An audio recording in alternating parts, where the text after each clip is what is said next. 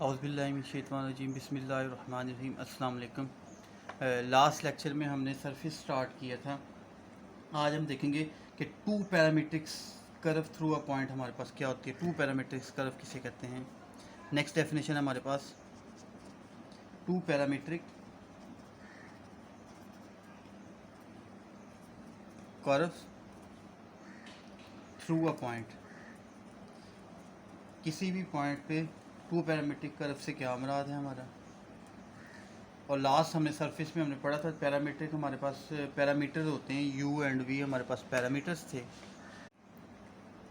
The two parametrics curve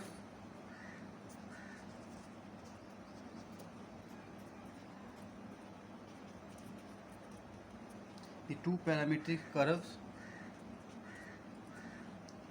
through any point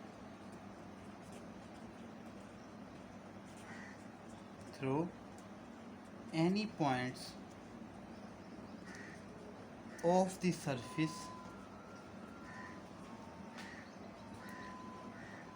cut an angle omega such that R1 is along the tangent to the curve C1 जिसमें V constant होगा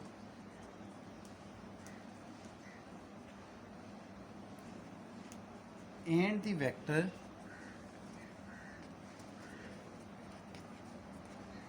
R2 is along the tangent to the curve C2 जिसमें U constant होगा। By diagram हम देखते हैं, figure देखते हैं, फिर हम इस डेफिनेशन की बात करेंगे कि हमने क्या कहा है। बेसिकली हम हमारे पास यहाँ पे एक्स एक्सिस और वाई एक्सिस ले लेते हैं।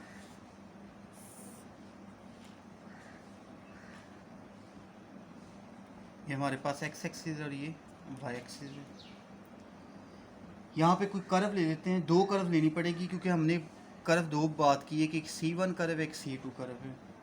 एक कर्व हम अलोंग एक्स ले लेते हैं, एक अलोंग वाई ले लेते हैं। एक कर्व हम यहाँ पे ले लेते हैं जिसको हम C1 कह देते हैं। एक कर्व हम यहाँ पे ले लेते हैं जिसको हम C2 कह देते हैं। दो कर्व हमने ले लिए C1 और C2। ये बेसिकली एक्स एक्सिस पे आपका हम ये क्योंकि दो हमने वेक्टर की बात की है तो इसको हम एक्स एक्सिस की बजाय R1 कह देते हैं। ये हमारे पास R1 है और R1 हमारे पास क्या होगा, पार्शियल R ओवर U होगा। क्योंकि R1 के साथ हमने कहा था कि R1 में V कांस्टेंट है तो इसका मतलब U का फंक्शन होगा।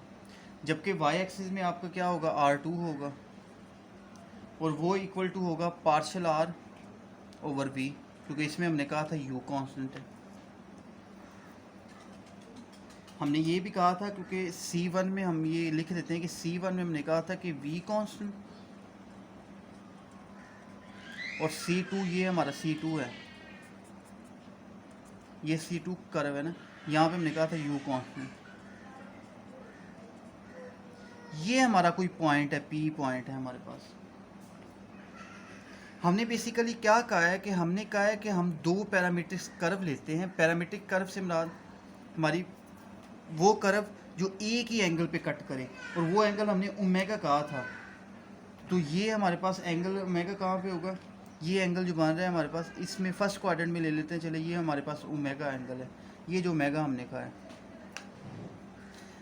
हमने ये कहा था कि दो पैरामीटर कर्व जो हैं वो सरफेस की कट करें ऑन एंगल ओमेगा। ये जो एंगल बन रहा है, क्योंकि यहाँ पे ये इंटरसेक्ट कर रही है तो यहाँ पे जो एंगल बनेगा इसके P पॉइंट के साथ जो एंगल बनेगा सच दैट, फिर हमने कहा था कि जो R1 है वो is along to curve C1। ये देखें ना, C1 के लॉन्ग है, ये C1 के लॉन्ग है और जो R2 है वो C2 के लिए होंगे। फिर हमने कहा था कि जो C1 है उसमें V हमने कांस्टेंट लिया है, C1 कर्व के अंदर V को कांस्टेंट ट्रीट करेंगे, जबकि C2 के अंदर हम U को कांस्टेंट ट्रीट करेंगे। अब ये V और U को कांस्टेंट ट्रीट करने का मतलब हमारा क्या होगा, बेसिकली ये मतलब होगा कि अगर R1 का पार्शियल डेरिवेटिव लेते हैं तो अगर इसमें अब R1 में हम किसकी बात करें कि V कांस्टेंट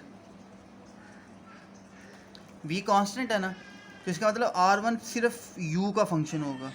अगर हमारा U कांस्टेंट होगा तो इसका मतलब फिर R2 V का फंक्शन होगा, तो V के विद रिस्पेक्ट टू डेरिवेटिव लिया जाए, क्योंकि आप देखिए ना कांस्टेंट का तो पार्शियल डेरिवेटिव लिया जाए तो वो तो ज़ीरो हो जाता है, तो इसलिए यहाँ पे वो कांस्टेंट का बिहेवियर कुछ इस तरह से है। तो ये आपके पास 2 parametric curve through a point, किसी P पॉइंट पे 2 पैरामीट्रिक कर्व से क्या मुराद होता है, उसका बिहेवियर किस तरह से होता है, तो वो लुक लाइक इस तरह का होगा। अब क्योंकि ये चैप्टर जब हमने स्टार्ट किया था, यानी ये जो टॉपिक स्टार्ट किया था ये सरफेस का था, हमने ये सारा का सारा काम सरफेस पे करना है। अब नेक्स्ट हमारे पास सरफेस की प्रॉपर्टीज़ क्या होती हैं, यानी हम किस तरह से सरफेस को, यानी इसमें जिस तरह ये पैरामीटर की मैंने बात की है, जैसे आप ये कहते हैं V और U कांस्टेंट है, ये कैसे कांस्टेंट होते हैं, इसको हम प्रूव कर सकते हैं। ये आगे जाके देखना एक थ्योरम होगा, ये क्वेश्चन होगा जिसमें हम ये प्रूव करेंगे ये किस तरह से कांस्टेंट होते हैं।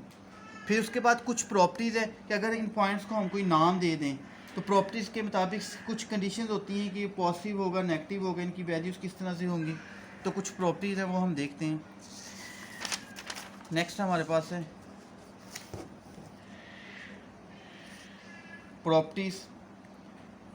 प्रॉपर्टीज़ को हम ऑब्जर्वेशन भी कह सकते हैं, सरफेस की प्रॉपर्टीज़ हैं ये।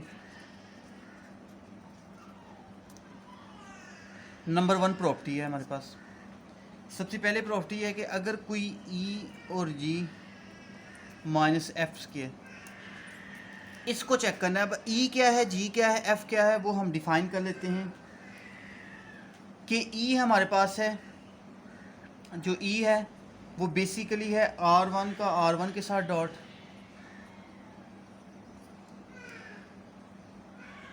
F हमारे पास है R2 का R2 के साथ डॉट, और लास्ट पे G हमारे पास है R1 डॉट R2। ये G हमारे पास कुछ इस तरह से पड़े हुए हैं सरफेस के अंदर, क्योंकि देखें 2 कर्व्स होंगी, आप चेक करें तो आपकी एक कर्व R1 है, एक कर्व क्या है R2 है। हम कहते हैं कि R1 का R1 के साथ डॉट है, वो हमारे पास E है, R2 का R2 के साथ वो हमारे पास F है, जबकि R1 R2 या R2 R1 वो हमारे पास E है, G है। तो अब इनकी वैल्यूज़ हम इसमें पुट करते हैं, देखते हैं कि हमारे पास किस तरह का बिहेवियर आएगा। मतलब ये मैं चेक करना चाहता हूँ, ये हमारे पास पॉजिटिव आता है, नेगेटिव आता है, इक्वल टू ज़ीरो आता है, किसके इक्वल आता है, तो इस चीज़ को हम करते हैं, तो इसकी वैल्यू निकालेंगे। यानी नंबर 1 प्रॉपर्टी में हमने ये बताना है कि ये जो हमारे पास रिजल्ट है वो किस तरह का होगा। इसके अंदर वैल्यूज़ पुट करें। सबसे पहले E की वैल्यू क्या है, R1 का R1 के साथ डॉट, साथ में G भी है तो G साथ ही आ जाएगा, R2 का R2 के साथ, माइनस है G हमारा है,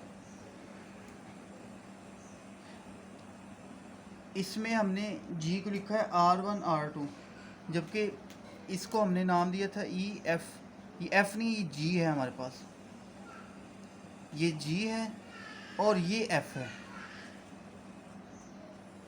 जैसे मर्ज़ी नाम दे दें, हमने नाम दिए हुए EGF, तो EG माइनस F है R1 और R2, इसका स्केयर भी है क्योंकि F स्केयर है। अब क्या करें, अब इन दोनों का डॉट लें।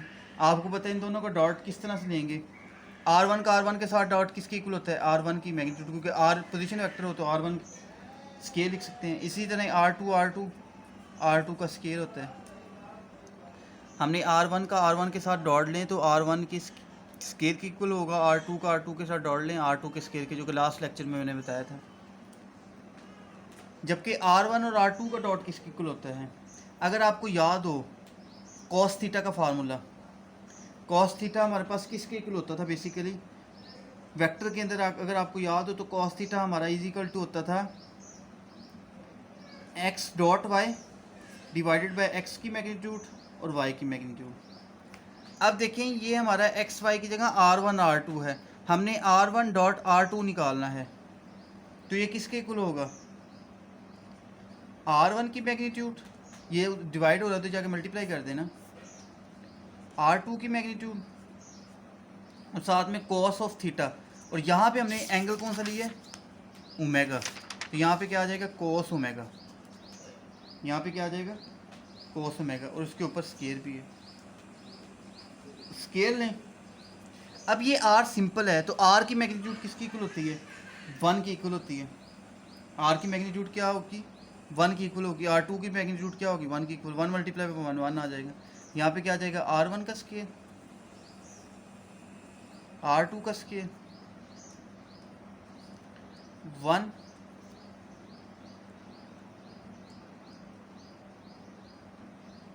करते हैं। देखिए इसमें R1 स्केयर कॉमन है, R2 स्केयर कॉमन है, हम कॉमन लेके करते हैं। तो R1 स्केयर R2 स्केयर दोनों में से कॉमन ले ली, यहाँ पे क्या आ गया? 1 आ गया, और ये माइनस आ गया, और ये कॉस स्केयर ओमेगा आ गया। हमने बच्चों क्या किया? इन दोनों में से R1 स्केयर और R2 स्केयर कॉमन ले, क्योंकि ये R1 R2 नहीं, R1 R2 का स्केयर है, तो इसके ऊपर भी स्केयर है, इसके ऊपर भी स्केयर है, वो स्केयर कॉमन ले लिए। यहाँ पे क्या आ जाएगा? 1 माइनस कॉस स्केयर ओमेगा आ गया। अब 1 माइनस कॉस स्केयर ओमेगा किसके इक्वल होता है? साइन स्केयर ओमेगा की। इसके किसके इक्वल होगा?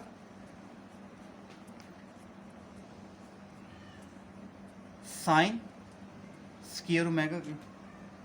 अब आप साइन की वैल्यूज चेक करें, साइन स्केयर ओमेगा, स्केयर की वजह से, क्योंकि देखा ना कोई भी वैल्यू पुट करेंगे जब उसका स्केयर लेंगे, तीनों के ऊपर स्केयर है, तो आपको पता है माइनस वैल्यू का और प्लस माइनस वैल्यू का स्केयर जो होता है वो हमेशा पॉजिटिव होता है, जिसका मतलब ये greater than and equal to 0 होगा। तो हमारे पास दिस इम्प्लाइज रिजल्ट क्या आ गया कि E G minus F square greater than and equal to 0। इसमें हमारे पास क्या था, क्योंकि ये सब रकमों के ऊपर स्केयर आ रहा है, तो स्केयर की वजह से रिजल्ट हमेशा पॉजिटिव ही आता है, क्योंकि नेगेटिव वैल्यूज़ भी हो तो वो भी हमारे पास क्या होंगी? पॉजिटिव होंगी। तो अगर हम क्या करें, इसको कोई नया नाम दे दें, यानी पूरा ये एच है, ये पूरे को हम क्या नाम दे देते हैं? एच दे देते हैं। या आप चेक करें, देखें ये भी स्केयर है, ये भी स्केयर है, ये भी स्केयर है, दूसरी तरफ जाकर क्या हो जाएगा? Under root. यहाँ पे एक नोट है, अगर आप देखें तो तीनों के ऊपर स्केयर है, तो स्केयर मैं सारे के ऊपर स्केयर लिख सकता हूँ, तो ये स्केयर दोनों तरफ अंडर रूट लूँगा, तो इसके ऊपर क्या आ जाएगा? अंडर रूट आ जाएगा, यानी ई जी माइनस एफ स्केयर के ऊपर अंडर रूट आएगा। क्यों अंडर रूट आएगा? क्योंकि यहाँ से स्केयर ख़त्म करना चाह रहा हूँ। जब अंडर रूट आएगा, इसको मैं नाम देता हूँ एच का, और ये चीज़ हमने किसके इक्वल प्रूफ की है? Greater than equal to 0। तो आप ये भी चेक करेंगे तो ये भी आपके पास क्या होगी? पॉजिटिव ही होगी। तो ये हमारे पास फर्स्ट प्रॉपर्टी थी सरफेस की। सेकंड प्रॉपर्टी हमारे पास क्या है? नंबर 2 में ये कहता है कि सिंस डी एस स्केयर अगर आपको याद हो, आर्क लेंथ होती थी आपके पास, आर्क लेंथ एलिमेंट होता था वेक्टर एनालिसिस में, अगर आपको याद हो डी एस स्केयर, तो ये कहता है इजिकल टू होगा ई डी यू का square 2f d u d v plus G d v का स्केयर। क्या कहता है? Is the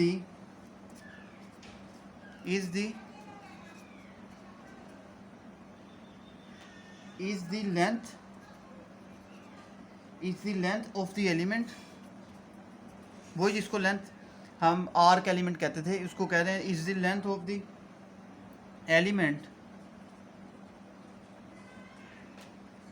of the parametrics curve.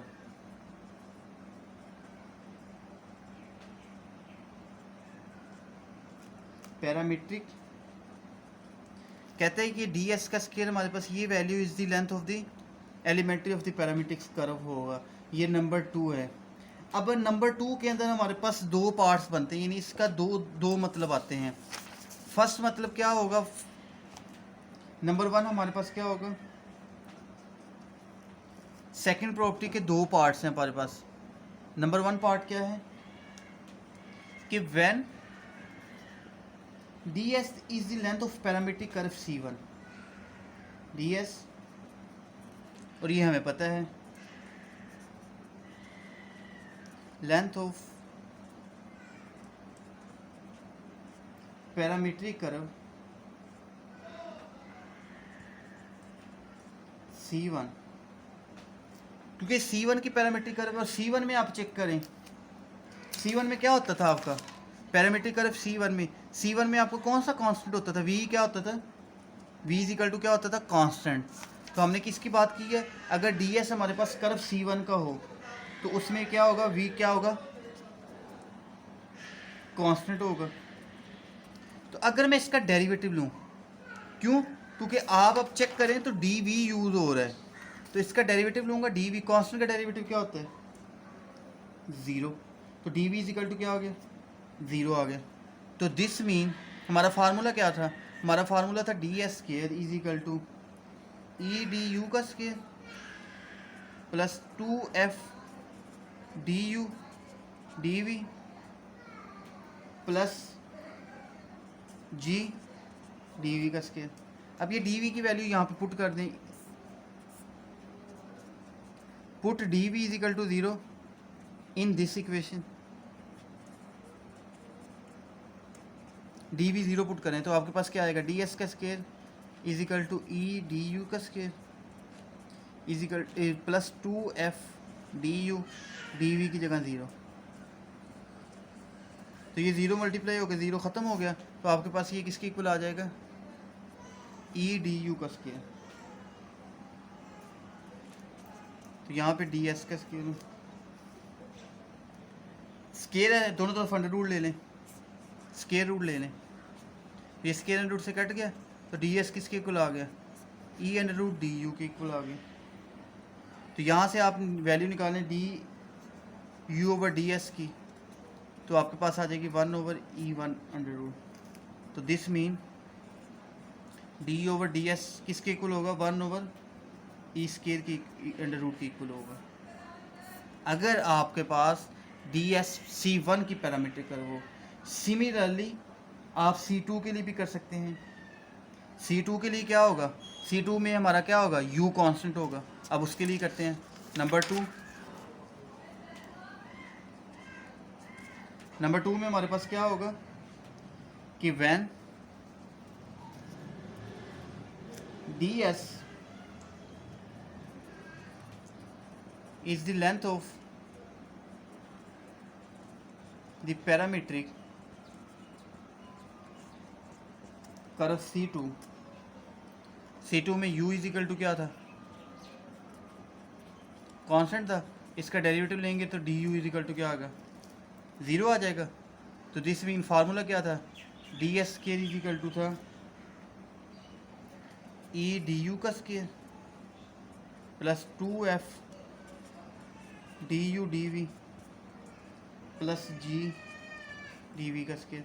इसमें ये डी यू वैल्यू पुट कर दें, डी यू को 0 पुट करें तो ई 0 का square plus 2f d u 0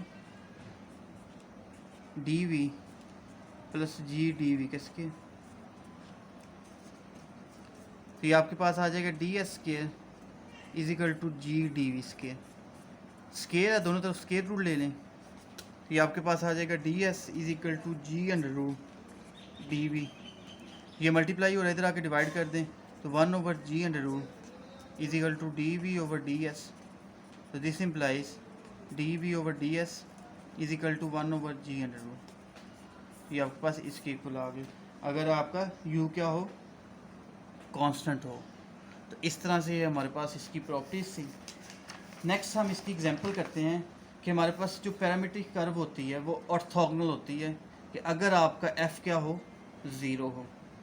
next आपके पास थ्योरम है और क्वेश्चन है, थ्योरम कह सकते हैं। नेक्स्ट थ्योरम हम देखते हैं।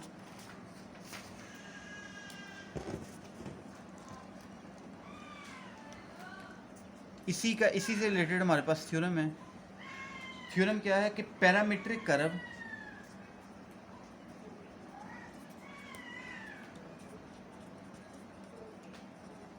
will be orthogonal if and only f is equal to 0। यानी पैरामीट्रिक कर्व जो है ऑर्थोगोनल होती है अगर f क्या हो, 0 हो। यही जो f जो हमने इक्वेशंस के अंदर लिखा है, इसी को ही हम इस तरह से लिख सकते हैं r कि if the parametric curve cut each other if the parametric curve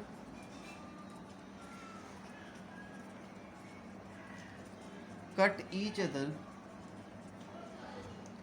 at right angle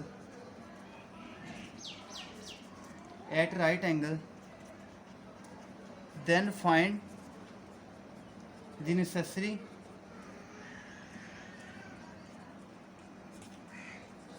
and sufficient condition। तो अगर पैरामीट्रिक कर्व कट करे each other at right angle पे तो फाइंड करना है नेसेसरी एंड सफिशिएंट कंडीशन को। हमारे पास प्रूफ है। प्रूफ में सबसे पहले हम क्या करते हैं कि लेट कर लेते हैं कि हमारे पास ऑर्थोगोनल है और हम ये प्रूफ करेंगे कि F0 बनता है। तो लेट द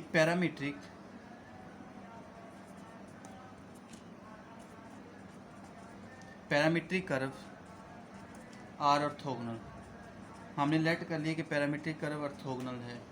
इसका दूसरा मतलब क्या है कि मतलब ये कट करती है at right angle to each other.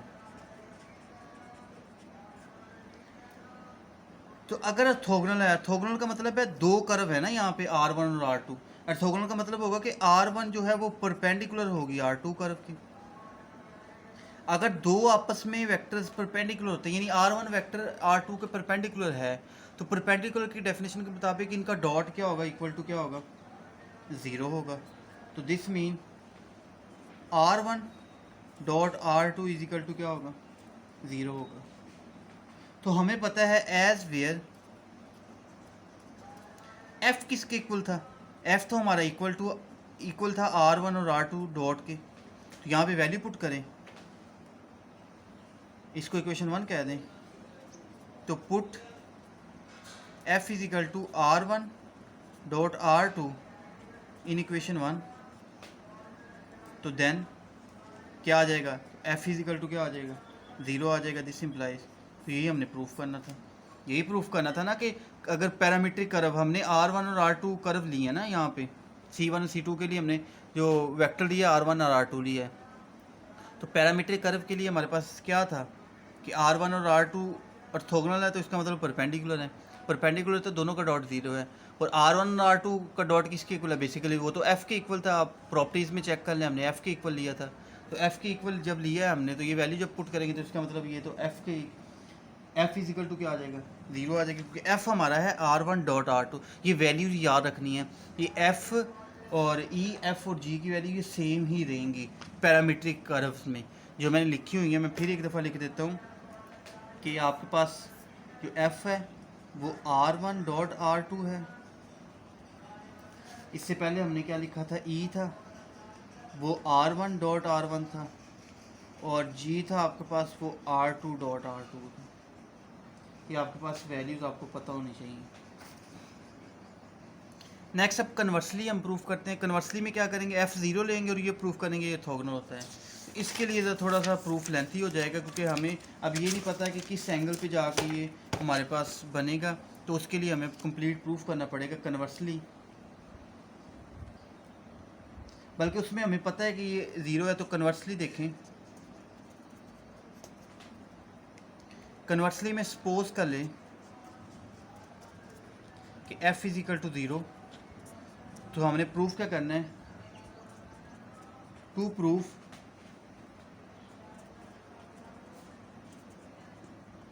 Parametric curve will be orthogonal.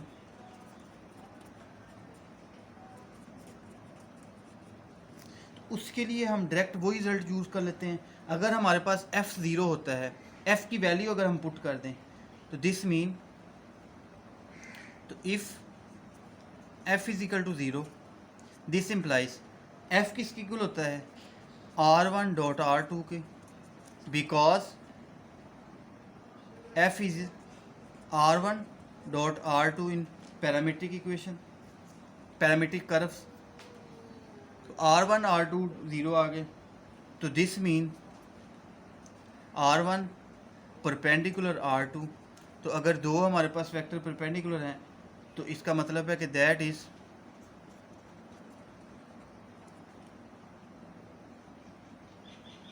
Parametric curve are orthogonal. तो ये हमारे पास प्रूफ हो गया कि पैरामीट्रिक कर्व क्या है, हमारे पास ऑर्थोगोनल है। तो ये प्रूफ कंप्लीट हो गया। तो इस तरह से हम प्रूफ कर सकते हैं कि अगर हमारे पास ऑर्थोगोनल हो तो f इज़िकल टू ज़ीरो होता है, अगर f इज़िकल टू ज़ीरो हो तो हमारे पास जो रिजल्ट होता है वो क्या होता है, ऑर्थोगोनल आता है। नेक्स्ट हम ये देख सकते हैं कि अगर ये एंगल पे कट करती है तो वो एंगल क्या होगा। मतलब देखिए ना, यहाँ पे हमारी जो बात हुई थी सेकंड इसी की स्टेटमेंट में जो हमने लिखा था कि हमने ये लिखा था कि cut each other at right angle. अब वो राइट एंगल यहाँ पे मेंशन नहीं है। राइट एंगल यहाँ पे 90 है, 180 है, 360 है, यानी होगा तो 19 के मल्टीपल में ना, 90 हो सकता है, 180 हो सकता है। तो उसके लिए हमारे पास नेक्स्ट क्वेश्चन आता है। एक क्वेश्चन देख लेते हैं, इसका प्रूफ हम यानी सॉल्यूशन हम नेक्स्ट लेक्चर के अंदर देखेंगे। क्वेश्चन है हमारे पास, इसी थ्योरम में से एक क्वेश्चन हमारे पास बनता है। वो क्वेश्चन क्या है कि पैरामीट्रिक कर्व